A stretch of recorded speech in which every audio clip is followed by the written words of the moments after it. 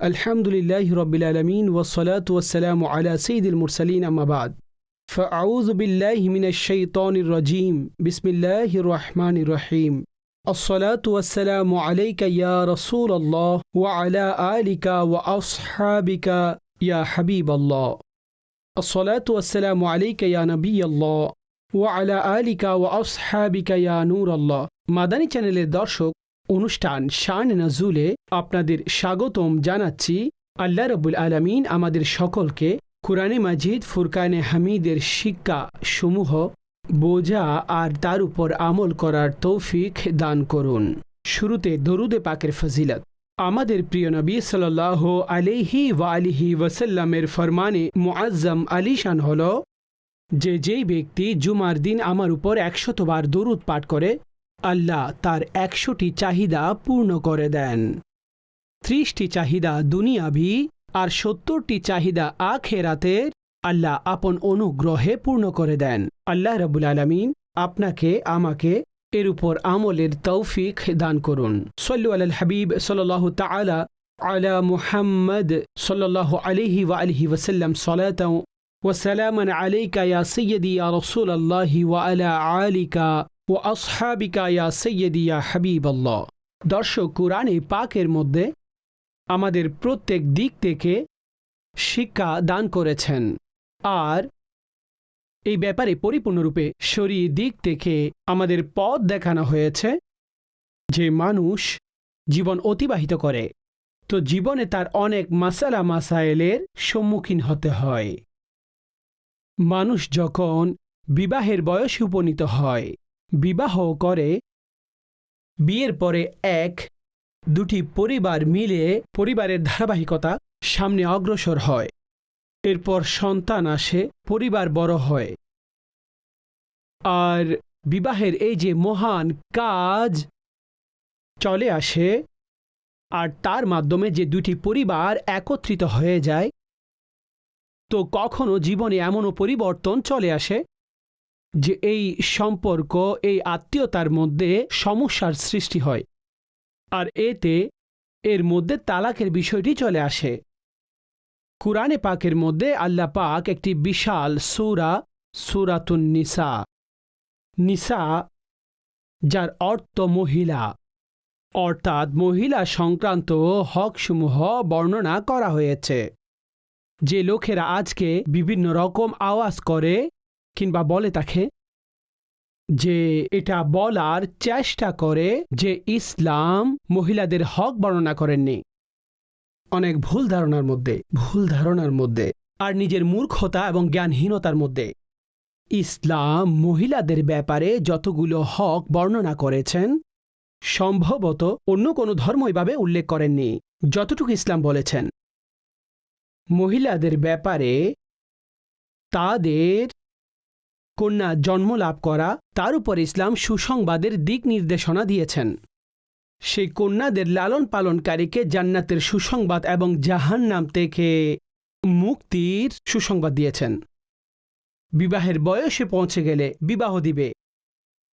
শরীয়ত সে ব্যাপারেও পরিপূর্ণরূপে একটি, যেটাকে আপনি ভার বলেন কিংবা খরচাদি বলতে পারেন, সেটা পুরুষের উপর রেখেছেন, মহিলাদের উপর নয়। এটা আমাদের কাছে প্রথাগতভাবে আছে।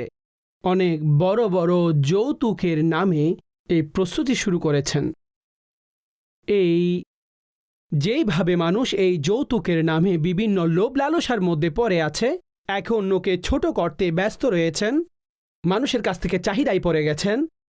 এটা কোন ধরনের শরীয়ী কাজ? এটা শরীয়ত বিরোধী কাজ। ইসলাম এটার অনুমতি দেয়নি।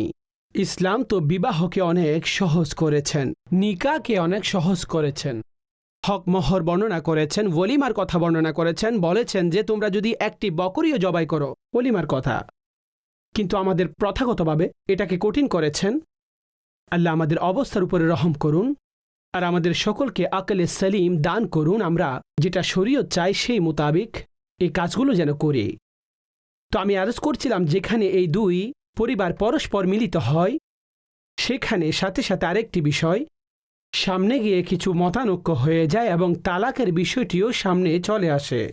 আমাদের দ্বীন আমাদেরকে সেখানেও রেহনুমাই করেছেন যে যদি কোনো স্বামী স্ত্রী এই কন্ডিশনের মধ্যে চলে আসে যে তারা পরস্পরের হক এখন আর আদায় করতে পারছে না, আর তারা আল্লাহর সীমারেখা ক্রস করছেন, এখন তাদেরকে বলা হয়েছে যে তালাক দেওয়ার মাধ্যমে আলাদা হয়ে যাও। তালাক দেওয়ার মাধ্যমে কুরআনে পাকে পুরো সূরা রয়েছে সূরাতুত তালাক এই নামে। আর এমনিতে সূরা বাকারার মধ্যেও তালাকের ব্যাপারে আল্লাহ পাক রহনুমাই করেছেন।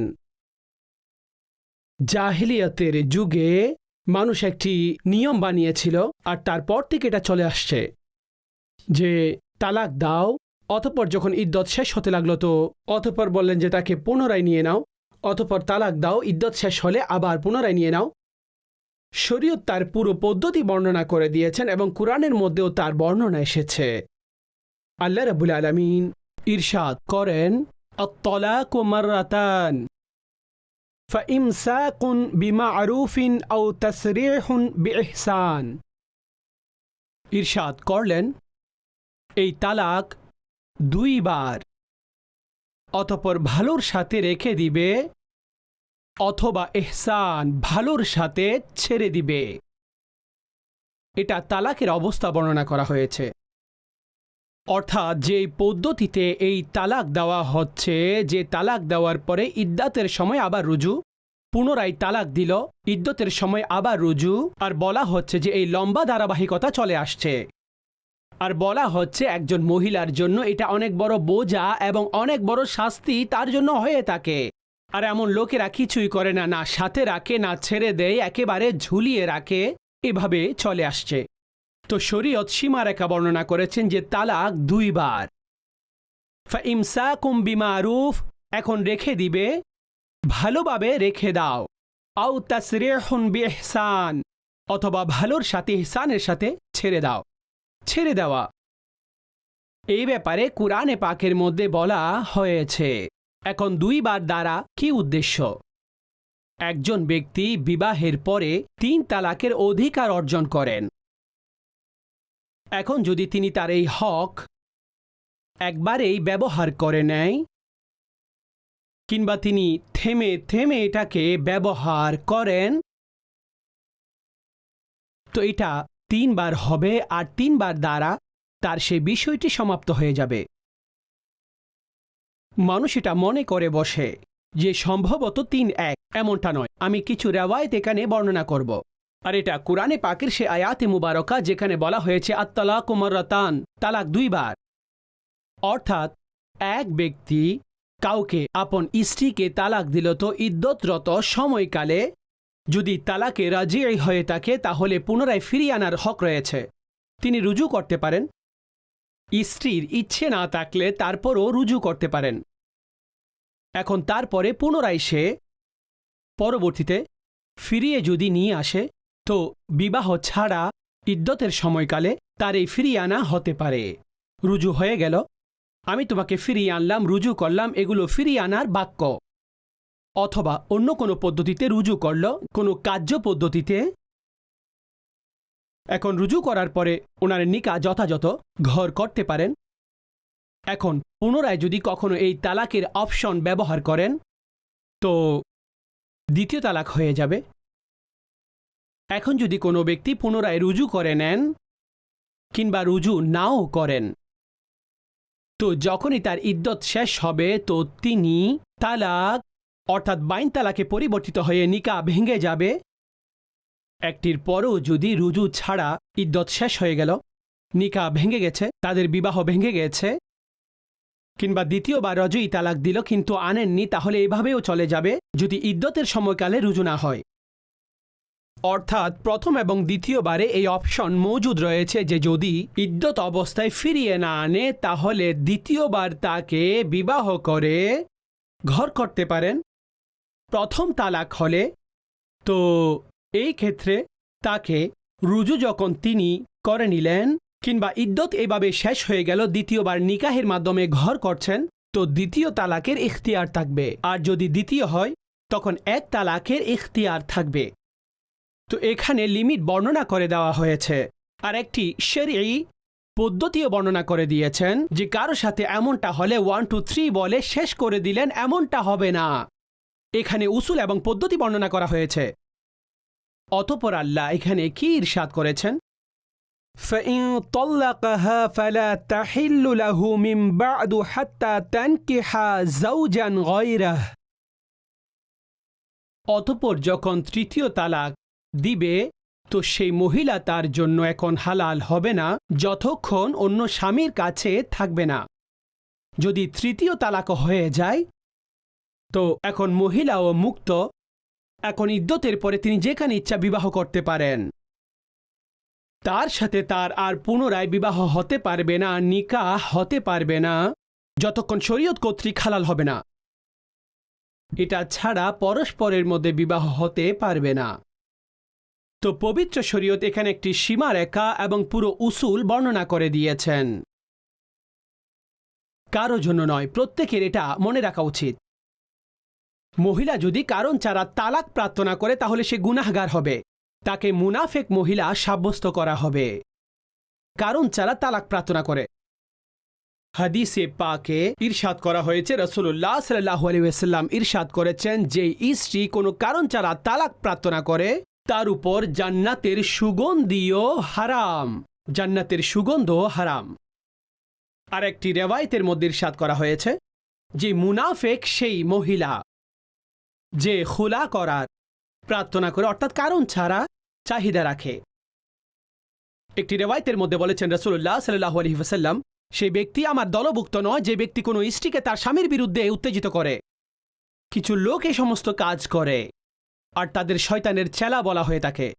জি, এরাই শয়তানের চেলা। আমাদের দ্বীন তালাকের অপশন রেখেছেন এবং সাথে এটাও বলে দিয়েছেন আবগাদুল হালাল ইলাল্লাহি আত-তালাক। আল্লাহ কঠিন অপছন্দ করেন এই তালাকের বিষয়গুলো। হালাল বস্তুর মধ্যে সবচাইতে বেশি অপছন্দনীয়, সবচেয়ে বেশি অপছন্দ তালাক।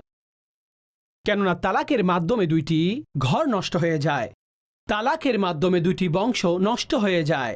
আল্লাহ এটা পছন্দ করেন না। কিন্তু যদি এমন কোনো প্রয়োজনীয়তা সামনে চলে আসে তখন এই অবস্থা এখতিয়ার করবে।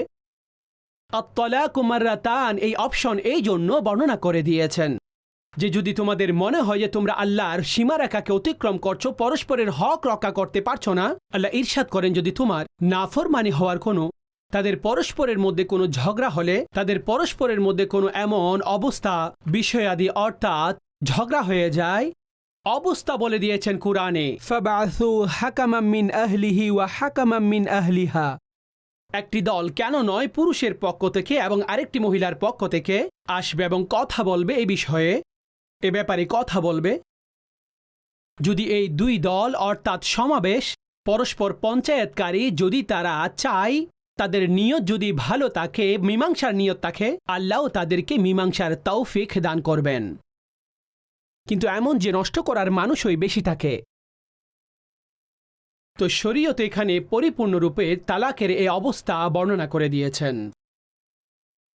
লড়াই হয়ে গেলে তো এই পদ্ধতি অবলম্বন করবেন, ধৈর্যও ধরবেন, কেননা তালাক দেওয়ার পরেও আফসোস করবেন, পেরেশান থাকবেন, অনেকে কপাল চাপড়ায় নিজের, তখন কিছুই থাকে না। অতঃপর মৌলানা করে দৌড়াবেন। হযরতে আব্দুল্লাহ বিন আব্বাস রাদিয়াল্লাহু তাআলা আনহুমা তিনি বলেন যে লোকেরা অনেক অহমিকার সাথে কাজ করে তিনটি তালাক একসাথে দিয়ে দেয় আর অতঃপর তালাশ করে আব্দুল্লাহ কোথায় ফতোয়া দিয়ে দিন। তিনি বলছেন যে যেই ব্যক্তি এই আমল এইভাবে করে ফেলে সেই কখনো আল্লাহকে ভয় করে না। আল্লাহ রাস্তা তার জন্য দিয়েছেন যে আল্লাহকে ভয় করে, তার জন্য তো রাস্তাই নেই, কেননা সে হামাকতের সাথে কাজ করেছে, নির্বুদ্ধিতার সাথে। তো এই জন্য কখনো বিষয়গুলো আসলে তো অনেক চিন্তা ভাবনার সাথে করা উচিত, উলামাদের সাথে পরামর্শ করা উচিত। আর যদি তাও না হয় এই অবস্থায় চলে আসলে তখন এক তালাকে রাজিঈ এটা হওয়া উচিত। হবেটা কেমন? ইদ্যত সময়কালীন রুজু করতে পারবেন, আর যখন ইদ্যত শেষ হয়ে যাবে যদি তখনও রুজু না করেন তো নতুন বিবাহ করবেন, দ্বিতীয়বার অবস্থা ঠিক হয়ে যাবে। অনেক ক্ষেত্রে 2 তালাকের সুযোগ থাকবে, কিন্তু এমনটা করে না, এমনটা কেউ করে না। 3টি অপশন পরিপূর্ণ ব্যবহার করে তখন এদিক সেদিক দৌড়ায়। এখন যদি কোনো সুযোগ থাকে, সমস্যার সমাধান থাকে, যদিও বা শরীয়তে এখন তার জন্য আর কোনো সুযোগ নেই, কেননা কোরআন এটা বর্ণনা করছেন, فَإِن طَلَّقَهَا فَلَا تَحِلُّ لَهُ مِن بَعْدُ حَتَّى تَنكِحَ زَوْجًا غَيْرَهُ। যদি তৃতীয়বার তালাক দেন তো তখন তিনি তার জন্য হালাল নয়, দ্বিতীয় স্বামীর কাছে যেতে হবে আর পরবর্তীতে বিবাহ করবে।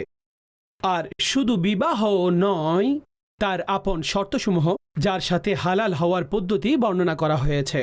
রাসূলুল্লাহ সাল্লাল্লাহু আলাইহি ওয়াসাল্লাম ইরশাদ করেছেন, তোমাদের মধ্যে উত্তম সে যে আপন পরিবারের সাথে, পরিবারবর্গের সাথে উত্তম।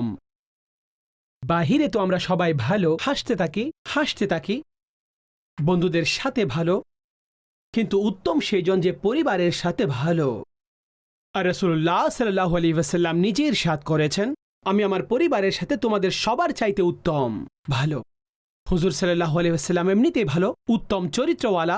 কুরআন যার চরিত্রের ব্যাপারে বলে, ইন্নাকা লাআলা খুলুকিন আযীম, হে মাহবুব আপনি উত্তম আখলাকওয়ালা, আযীম চরিত্রের অধিকারী। তো স্বামীর উচিত এর উপরে আমল করা। বেসিক যে হক রয়েছে স্ত্রীর ক্ষেত্রে যেগুলো চলে আসে, উলামাগণ লিখেছেন যে প্রথমত খরচ দেওয়া, থাকার ব্যবস্থা করা, ভালোভাবে জীবনযাপন করা, নেকির কথা, লজ্জা, পর্দা এগুলোর শিক্ষা দেওয়া। আর তাকে অমান্য করলে এমন নয় যে স্বামী এমন করবে যে তার ইচ্ছে যা হয়েছে সে তাই করবে, না, এখানে তার পদ্ধতি কিছুটা কঠোর হতে হবে যে সে আল্লাহর প্রতি সীমা লঙ্ঘন করবে না। যতটুকু সামর্থ্য অনুযায়ী, অতঃপর কি যতক্ষণ শরীয়ত নিষেধ না করে। আর বললেন যে প্রত্যেক জায়েজ বিষয়ে তার মন অর্জন করা, নিজের স্ত্রীরও মন অর্জন করা, আর তার পক্ষ থেকে আসা কষ্টসমূহের ব্যাপারে ধৈর্য ধারণ করা। যদিও বা মহিলার ক্ষেত্রেও বৈধ নয় যে তিনি তাকে কষ্ট দিবে, লাঞ্ছনা দিবে, অপমান করবে, কষ্ট দিবে, কিন্তু তথাপিও কষ্ট আসলে তাকে ধৈর্য ধরতে হবে, ধৈর্য ধরবে। এটা স্বামীদেরকে বলা হয়েছে, সাথে সাথে স্ত্রীদের ক্ষেত্রেও বলা হয়েছে। জি, স্ত্রীর ক্ষেত্রে এটা বলা হয়েছে। রাসূলুল্লাহ সাল্লাল্লাহু আলাইহি ওয়াসাল্লাম বলেছেন যে যদি আমি কাউকে সিজদা করার হুকুম দিতাম, তাহলে আমি স্ত্রীদেরকে হুকুম দিতাম আপন স্বামীদেরকে সিজদা করবে, কিন্তু আল্লাহ ছাড়া কাউকে সিজদা জায়েজ নেই, এই হুকুমই দেননি। কিন্তু হুকুম দিলে স্ত্রীদেরকে দিতাম যে তারা যেন স্বামীকে সিজদা করে, এটা স্ত্রীদের জন্য। রাসূলুল্লাহ সাল্লাল্লাহু তাআলা আলাইহি ওয়াসাল্লাম তিনি স্ত্রীদের ব্যাপারে অনেক কিছু ইরশাদ করেছেন যে আপন স্বামীদের এইভাবে খেয়াল রাখবে।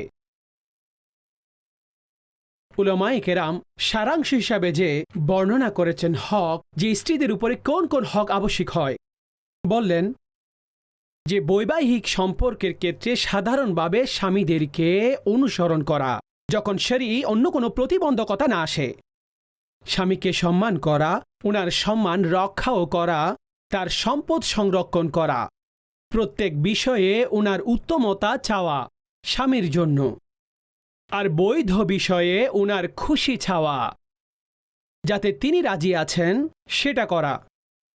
অতঃপর ইরশাদ করেছেন উনাকে নিজের সরদার মনে করা, স্বামীর নাম না নেওয়া, স্বামীর নাম ধরে না ডাকা, প্রয়োজন হলে তাহলে নাম ধরতে পারবেন, কিন্তু সাধারণভাবে নাম যেন স্বামীর মুখে না নেন।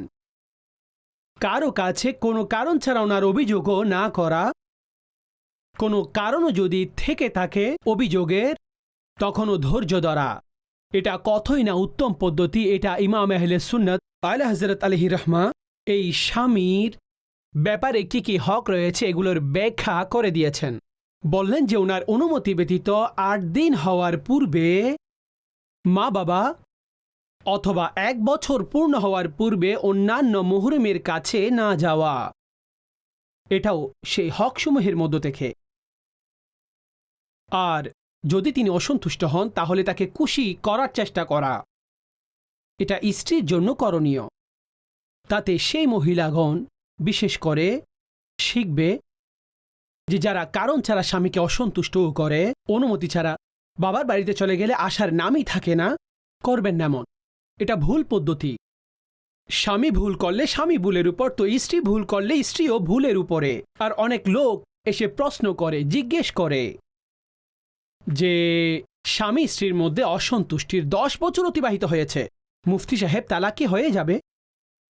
শুধুমাত্র দূরে থাকার কারণে তো তালাক হয় না, দূরে থাকার কারণে তো তালাকের বিষয়টি আসবে না। কিন্তু একটু দেখুন, এটা মানুষের ভুল ধারণা, দূরে থাকলে তালাক হয়ে যায়। তালাক এইভাবে হয় না। কিন্তু তাদের তো এটা দেখতে হবে যে বিবাহকে এই জন্য করেছেন অসন্তুষ্ট হয়ে একে অন্যের কাছ থেকে দূরে থাকবেন। একে অন্যের অনেক হক আপনারা নষ্ট করছেন।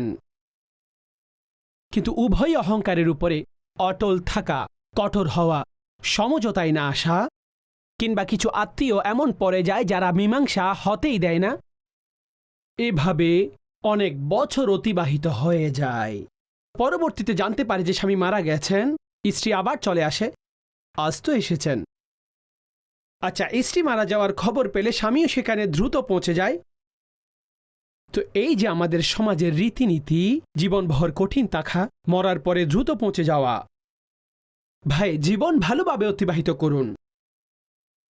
মৃতকে কাঁধে নেওয়ার মধ্যে সওয়াব রয়েছে, ঠিক আছে, কিন্তু কারো প্রতি রাগান্বিত থেকে তাকে কাঁধে আরোহণ করানো এমন করবেন না। কারো জীবনকে কাঁধে নিন। কাউকে কেন এভাবে ছেড়ে চলে যাবেন, সাহারাহীন ছেড়ে যাবেন? আর অনেকে এমন অবস্থা সৃষ্টি করে, না নিকাহ ভেঙে গেছে আর না পরস্পর মিলিত হচ্ছে, না স্বামী এমন হচ্ছেন যে বলেন যে আমি ঝুলিয়ে রাখবো, কখনো না, কখনোই তাকে ছাড়ব না। জুলুম করেন এটা, জুলুম করেন এটা, যেটা শরীয়ত বর্ণনা করে দিয়েছেন। যদি এই ক্যাটাগরির মধ্যে হয় তো শরীয়ত নির্দেশিত পথ মোতাবেক আপনারা আলাদা হয়ে যান। এটা কুরআন আমাদেরকে শিক্ষা দিয়েছেন। আজকের এই প্রোগ্রামে শুরুতে একটি অ্যাওয়ারনেস দেওয়ার চেষ্টা করেছি। বেসিক যদি কারো কোনো শরঈ মাসালা হয়, তালাক হোক কিংবা অন্য কোনো বিষয় হোক, যদি আমাদের মধ্যখানে কোনো আলেম না থাকে তাহলে কেন মাঝখানে কেউ সেটার বিচার করবেন? তো অনেক বংশের লোকেরাও এভাবে বসে পরস্পরের মধ্যে ফয়সালা করে দেন। না, এই ধরনের বিষয়ে আপনারা ফয়সালা দিবেন না। এগুলো দ্বীনি বিষয়, দ্বীনি উলামাগণ সমাধান করবেন। তাদেরকে বলুন ফাসআলু আহলা যিকরি ইন কুনতুম লা তা'লামুন। উলামাগণকে বলুন, তাদের কাছে জিজ্ঞেস করুন যদি আপনারা না জানেন। সেখানে রেহনুমাই চান তো দ্বীনের ভিত্তিতে আপনার উপর যে মাসালা হবে আপনাকে সেগুলো বলা হবে। আর আমরা এই যেটা সর্বোপরি শয়তানি খেলাতে লিপ্ত হয়ে যায়, বিবাহ করো অতঃপর তুমি বুঝতেই পারো না আর বসে বসে তালাক দিয়ে দাও, তালাক প্রদান করো, অতঃপর এসে বলে যে রাগান্বিত অবস্থা দিয়েছি, বাস মুখে চলে এসেছি, অতঃপর দিয়ে দিয়েছি, এই ওজোর তখন চলবে না। এই যে কাজ আছে এর উপর যদি কোনো পাথরইভাবে ফেলা হয় তো এই কাজ ভেঙে যাবে। এই কাজ এটা দেখবে না যে এই পাথরটি হাত থেকে ছুটে গিয়েছিল, এটা দেখবে না। তো বিবাহ আমাদের কাছের মতো, তালাক সেই পাথর যেটা পড়লে অতঃপর ভেঙে যায়। তো এই জন্য এই কথাগুলো থেকে বের হয়ে আসুন। যখন স্টেপ গ্রহণ করবেন তখন কোনো মুফতি সাহেবের কাছে দ্বারস্থ হন, না হয় প্রথম পদ্ধতি যেটা শরীয়ত বর্ণনা করেছেন সেই ভিত্তিতে তার উপরে আমল করুন। আর যদি কেউ দিয়ে দিয়েছেন, 3টি দিয়ে দিয়েছেন, তখন সেই ব্যাপারে উলামায়ে হক, উলামায়ে আহলে সুন্নত থেকে ফতোয়া নিয়ে নিন, অতঃপর যেটা হবে সেটা করতে থাকুন। এমনটা নয় দিয়ে দিয়েছেন অতঃপর আপনি সাথেও থাকছেন, অতঃপর এমন করতে যাচ্ছেন, এটা শরীয়ত অনুমতি নেই। এটা কুরআনেরও পরিপন্থী, এটা হাদিসেরও পরিপন্থী। আল্লাহ রাব্বুল আলামিন আমাদের সকলকে দ্বীনের আহকাম যথার্থ অনুধাবনকারী বানিয়ে দিন। আমিন বিজাহিন নবীল আমিন সাল্লাল্লাহু আলাইহি ওয়া আলিহি ওয়াসাল্লাম।